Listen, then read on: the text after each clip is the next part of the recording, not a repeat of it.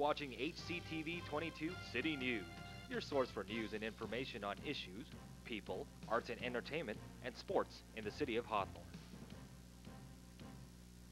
On this week's City News, we'll remember the life of slain Hawthorne resident Joseph Jean, show you how one local entrepreneur does his business, and view the lovely South Coast Botanic Garden. All this and more on this edition of City News. Hello, I'm Larry Park. And I'm Susan Solari, and welcome to this edition of City News. As you can see, we're at the South Coast Botanic Garden in Palos Verdes, and it's a beautiful place. Wouldn't you agree with me on that, Susan? I definitely agree. It is beautiful. It's huge, 87 acres. We're going to take you to a lot more of the garden. Right now you can see behind us a pond where people come down and feed some ducks. Later in the show, I'll talk to a representative who will tell us more. But before we go to that, on a more serious note, there's a cat murderer that's still on the loose in Hawthorne, and we have more on that story right now. Ann Krasovitz has lived in Hawthorne since 1954. She was the owner of Muffin, who she took in as a stray, and unfortunately, Muffin was the latest victim of the cat killer. After about 9 a.m., Muffin was found mutilated on the corner of 134th and Washington. It has some different things to it, but the similarities of the other three are there, so this is number 4, and the signature is definitely there. The night before, the 80-year-old Krasovitz let her cat out of the house at 9:30 p.m. so she could relieve herself. 10:30, 2 o'clock, 4 o'clock, I'm up looking for her, and I sensed something had been wrong because she comes home. So then I said to my daughter, let's go to the store, but I said, why don't you go down Washington, which we normally don't do it. And I saw her laying on the parkway. Krasovitz has routinely taken in stray animals for many years. She has another cat named OJ and a blind Chihuahua named Pee-wee. All of her animals are very special to her. Was Muffin special to you? Yes, she was. Especially since she didn't have a home and she needed somebody to love her. So I took her in.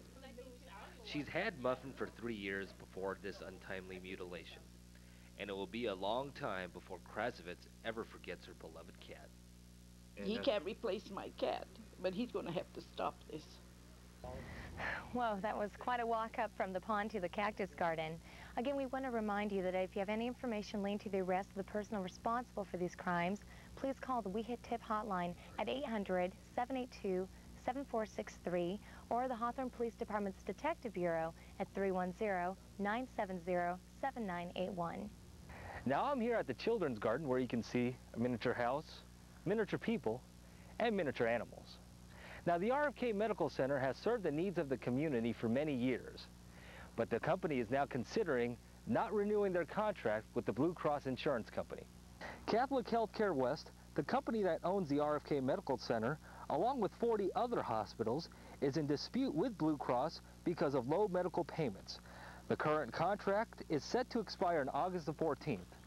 If the contract is allowed to expire, Blue Cross patients in Hawthorne can either go to other hospitals for non-emergency care or face high out-of-pocket costs. Negotiations are on the way for a contract renewal. On a visit to the South Coast Botanic Garden, you might learn that the lantern behind me is an authentic Japanese lantern brought to Palos Verdes from Japan. Well, back in Hawthorne, there were some teenagers who learned something. They learned what the real world is like. It was a 6-week program held by the Ridgestone Center in conjunction with the Occupational Therapy Program. We were there recently when they graduated. It was a special day for the Ridgestone Family Center as they graduated a number of students from the community as they were a part of the Occupational Therapy Training Program. What our program does is we provide them with training on independent life skills, which essentially is anything that a person needs to function optimally in everyday life. These kids joined this 6-week program to improve their life skills such as money management and tips on how to get a job. This taught me more listening skills and to be more patient with certain individuals that I couldn't be patient with before. I was lazy. I was just at home. I would stay with my daughter. And then I heard about this program through my teacher, and it really brightened me. Like, it made me better a person. I wanted to do things, and this made me real goal-directed. I knew what I wanted to do now. The occupational therapy training program has been doing this for more than 2 decades, and they've seen great success in the last few years. We place approximately 50% of these youth in entry-level work in the community, and approximately 30% sustain that employment over time. And the program teachers feel that these kids will be very successful in the near future. They've all shown great potential for success. We have some great leaders, some very intelligent people with great insight, and so I think that they'll go a long way. And these students advise their peers to take advantage of opportunities such as this. You need to take advantage of what's out in the community because, you know, it's a free program and it's helping you a lot to achieve in life and, you know, get away from a lot of stuff in the streets that ain't good for kids, and you should really take advantage of all these programs. Many in the community are still mourning the death of Joseph Sadell Jean.